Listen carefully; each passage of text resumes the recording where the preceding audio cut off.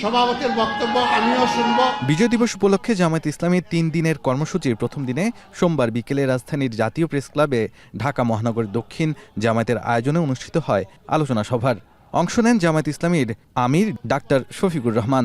এ সময় তিনি ৭১ সালে ও ২০২৪ সালে আহত ও শহীদদের শ্রদ্ধাভরে স্মরণ করেন। শরীফ ওসমান হাদির উপর হামলাকে বিচ্ছিন্ন ঘটনা বলায় হতাশা প্রকাশ করে হাদিকে নিয়ে প্রধান নির্বাচন কমিশনারের বক্তব্যের ব্যাখ্যা দেওয়ার আহ্বান জানান তিনি।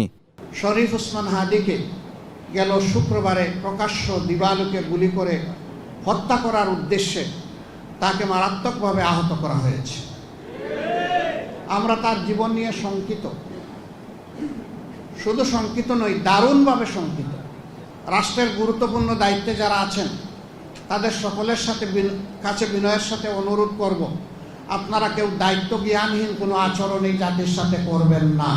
এ সময় তিনি আরও বলেন, পদত্যাগ নয়, নিজেদের প্রমাণ করতে হবে উপদেষ্টাদের, তা না হলে ৫ আগস্ট বারবার ফিরে আসবে।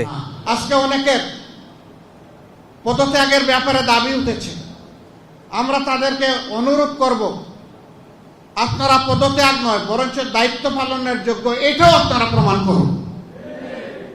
যদি প্রমাণ করতে ব্যর্থ হন, মনে রাখবেন ৫ আগস্ট বারবার ফিরে আসবে। জামায়াতে ইসলামী নির্বাচিত হলে জাতীয় সরকার গঠন করবে বলেও জানান তিনি। যারা পঙ্গুত্ব বরণ করেছেন, আহত হয়েছেন, যারা লড়াই করেছেন। শাহাদাত অফরো, এখন, ঢাকা। ৪ গুণ শক্তিশালী এনজাইম ও অধিক ফেনা সমৃদ্ধ অরিক সিলভার ওয়াশ মাত্র ৭০ টাকায়।